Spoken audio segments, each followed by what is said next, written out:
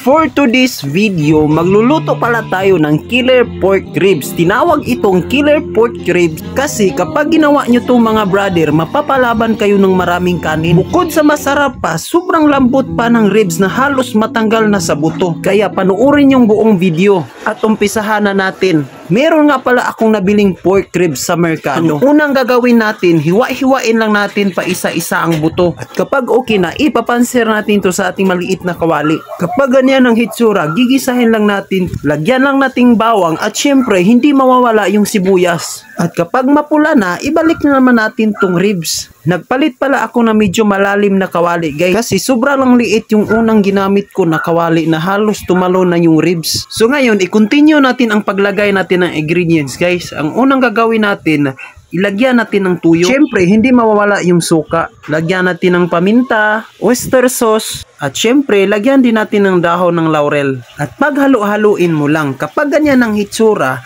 pwede na tayong maglagay ng Sprite. Nilagyan ko pala ng 2 bottle na Sprite para matamis-tamis ang luto natin. At lagyan natin ng 1 basong tubig, konting asukal. Pagkatapos, aantayin lang natin hanggang mahubas yan, hanggang lumambot yung ribs natin. At kapag ganyan ang hitsura, maglagay na naman tayo ng red bell pepper para maanghang yung luto natin. Syempre, lagyan din natin ng maraming sili para killer talaga ang ribs natin. At kung mapapansin yung luto natin, nagsimula na siyang maridos na halos nagmantika na siya mga brother. At syempre, bago matuluyang matuyo yan, maglalagay pa tayo ng spring onion para lalong sumarap ang killer pork ribs natin. Ilang minuto nga yan, okay na yan. Grabe, sobrang bango.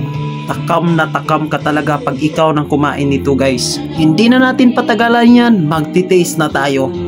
First bite, grabe. Unang kagat, halos matatanggal na talaga siya sa buto. Patay talaga ang kanin kapag ganito ang ulam mo. Tapos sabayan mo pa ng sili, grabe, sobrang sulit talaga guys. Kaya kung mahilig ka sa maanghang, perfect na perfect tong taste sa'yo. Sobrang sarap niya sa kanin kasi manghang, matamis-tamis, savory at sobrang lambot ng laman. Takam na takam ka talaga dito guys. At kung ikaw takam na ngayon, pwede mo lang itong i-share itong video. At salamat nga pala sa pagtapos ng video at paki-follow na lang din ng aking Facebook page, GQ TV.